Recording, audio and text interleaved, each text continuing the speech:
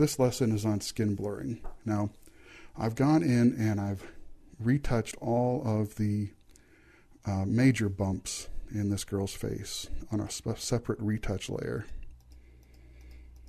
If I had actually gone in and had really overdone it, I could just lower the opacity of this layer, but I don't need to. Everything's fine. Now, I'm going to give you a keyboard shortcut here that what I want to do is I want to have a new layer on top of my layer stack that combines all the layers below it. And I actually first learned about this keyboard shortcut from Jim DeVitale, and I'm not sure where Jim got it from, but it's really handy. And I have to use two hands, and maybe even occasionally call in a friend to help me do this. It's Shift, Option, Command, E. And if you're a PC user, it's Shift, Control, Alt, E. And that brings all of your layers below onto a new layer at the very top of the layer stack. And what I'm going to do is I'm going to name this layer Blur.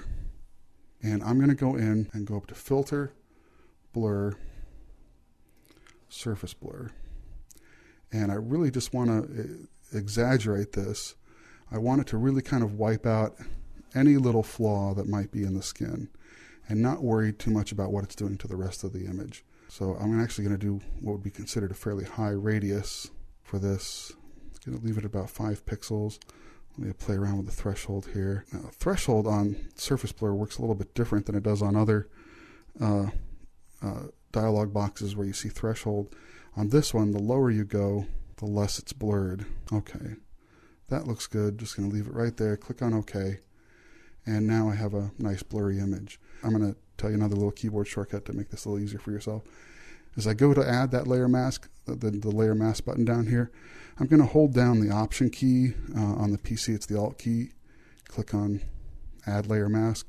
And my layer mask comes in now in black so that it has, it's hiding all of that blurry that I added before. And actually, if you worked with me on the skin tone part of this project down here on this layer, I already have a layer mask where I've already started painting in just on the skin, and that's really all I need. So I can actually just steal this layer mask down here.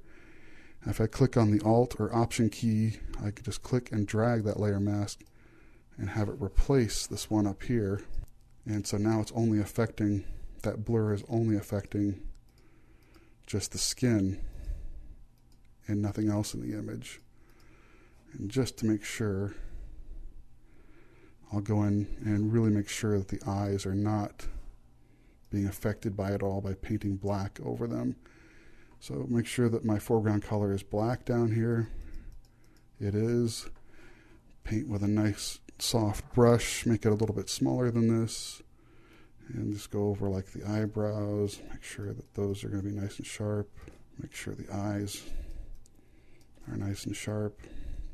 Make sure the nostrils, lips, and let me just turn that layer off and on just to see how.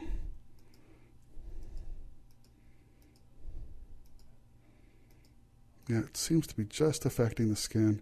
Now I'm just going to lower the opacity a little bit here. Take it down.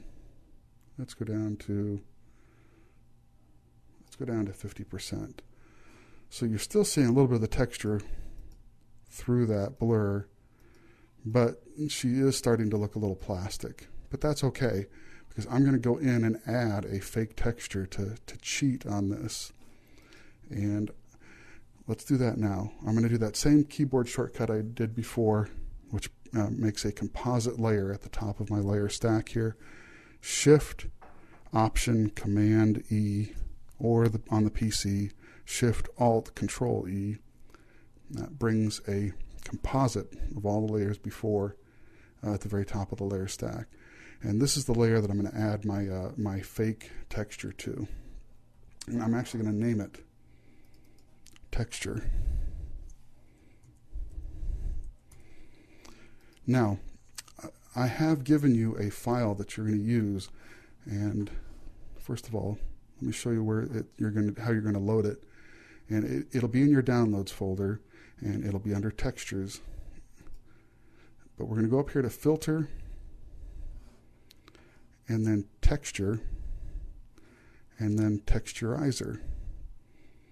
It sounds like something you'd do to a steak, doesn't it?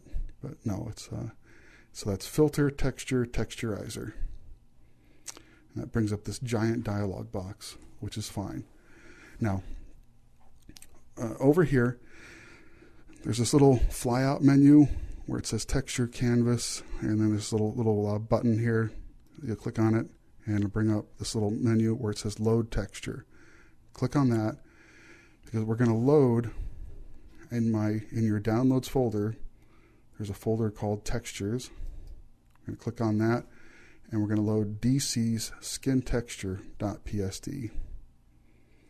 Click on Load, and what that texture file actually is, a big patch of skin that I went in and completely retouched the correct way, and did it very, very detailed, so it's a nice, really clean patch of skin.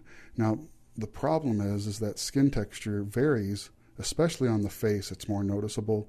The skin texture of the forehead is actually different than what the skin texture you see on the cheeks or on the nose or on the chin. But the biggest difference is that the forehead skin always looks so much different than any other part of the face. So we're going to use the same skin texture for everything, but I'm just going to change it by playing around with these controls right down here. So right now, all I'm trying to do is make a natural looking skin texture for this girl's forehead. And I found that if I always play with the light of the texturizer, it's supposed to be which direction the light is coming from, going over the texture, it really does a good job of simulating the different types of texture you'll find on the face. And I found that if I have this set to top, it really gives me a good fake look. I shouldn't say fake. Gives me a good proximity of skin texture on the forehead. And that's what I'm going to use. And you can play around with these buttons here. If you increase the relief, it's going to make that texture really strong, and we don't want it that strong, obviously. Scaling will actually kind of change the size of the pores, and we don't want the scaling to be too exaggerated either. So let me take that down, and I'm going to take that down to 71%. And put the relief at 8.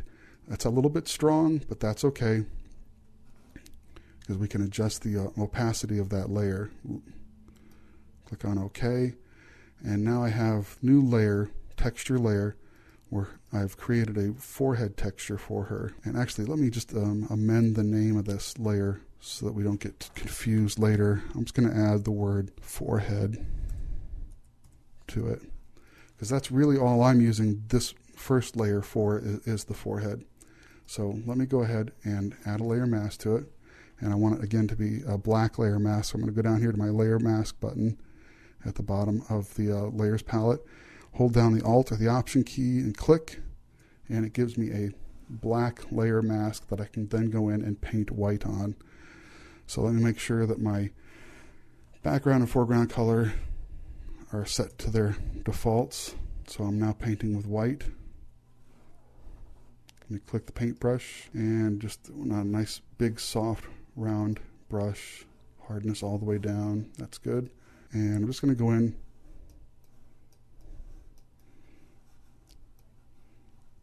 and paint. You can see that none of those bumps that were there before are showing up, but the skin texture is, and it's actually a little bit strong. So I'm just going to back off the opacity of the layer. I can see this real clearly on my monitor here. I hope you can as you watch this video. But the skin texture looks a lot more natural if I were to just reduce the opacity of that layer a little bit. Let's take it down to like 50%. Good. Okay, so that's after, that's before. Before, it looks a little plasticky. After, it has some texture to it. Now, you're going to have to play with this on your monitor, because watching a compressed video I'm sure that some of this detail is disappearing that you're looking at. So now we're going to do this again. This time I'm going to do that same keyboard shortcut, Shift, Option, Command E, making a composite layer. And now I'm going to do a texture that's just for the lower part of the face, the cheeks, the chin, the nose, and such. And let's just name this Texture Lower Face. And let's go up to Filter, Texture, Texturizer. And we still have DC's skin texture loaded, but I'm going to change, for her lower face, I'm going to change the light direction. And I'm going to change it, do it from the right. And you can see that now the texture of her skin, the pores look a little more round here on the cheeks. They look a little more natural. You could also play around with this if you wanted to, and you could create a different texture zone for each part of the face. But right now, we're just going to use this one for the entire lower part of the face. And let's just play around with the scaling a little bit here, see what that does. Take that down again. Look at the relief setting. The relief setting will make it a little bit stronger. I'm going to make it a little bit strong because, again, I'm going to go back in and change the opacity of the layer to adjust that. I'm going to click on OK. And that's before, a little bit plastic looking. After, there's lots of texture. But, of course, the texture is everywhere, so we need to add a black layer mask. Again, go down to the Layer Mask button, click on Alt or Option, and zap. We have a black layer mask hiding the texture that we just added.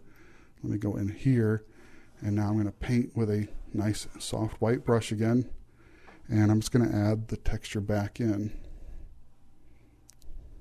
on the cheeks. So there you can see I'm not getting any of the funny skin bumps, no zits or anything, but lots of texture.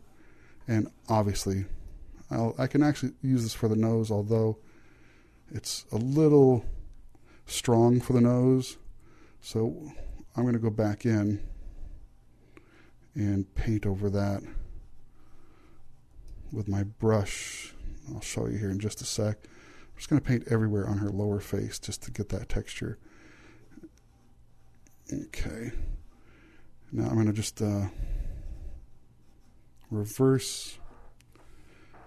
I'm going to hit the X key so that my foreground color is now black.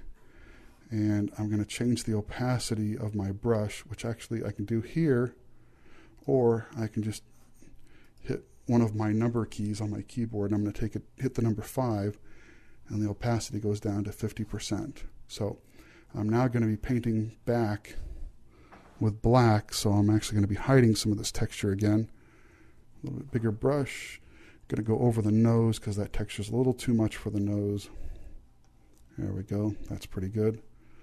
It's a little too much also for the chin down here. There we go. And it is for the upper lip as well. Good. Okay. And then I'm also just going to lower the opacity of this layer a little bit. Good. I think that looks good. Okay. Let me back out here. Oh, if you double click the hand tool, it'll make your image fit to screen for you. Okay. Let's just take a look down here. Everything we've done so far. So everything we've done so far is this that you're looking at right now. And this is before. So that's the original. That's with all that sunburned skin and a few zits here and there. And here's with the skin tone corrected. And the skin retouched a little bit, blurred, and then texture added back to it. Now I'm also going to need to add a little bit of blush back to her face that I eliminated with my skin tone color, but we can do that a little bit later. Okay, so that's my big cheat using my fake texture. It's not really a fake texture because I actually made it from real skin, but it's somebody else's skin, and I use it over and over again to add skin texture back to skin that I have blurred, and it makes the process much, much faster. Just to give you an idea, something that would take me a day or two previously to do the correct way, the traditional way, I can now do in about 15 minutes with my big cheat that I've given you. So I hope this works for you, and let's move on.